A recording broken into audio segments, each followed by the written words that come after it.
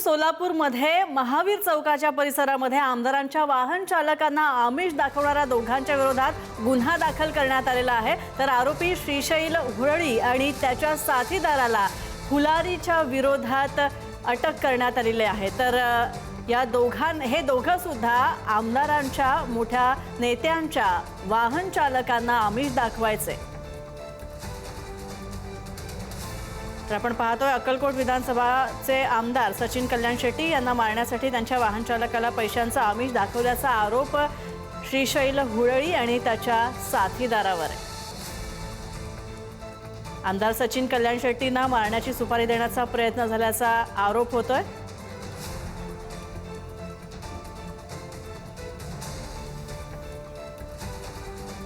आपण पाहतोय महावीर चौकामध्ये आमदारांच्या वाहन चालकांना पैशांचा आमिष दाखवणाऱ्या दोघांच्या विरोधात गुन्हा दाखल करण्यात आलेला आहे। तर आमदारांच्या चालकाला हत्येसाठी पैशांचा आमिष दाखवण्यात आलं होतं। सोलापुरातल्या महावीर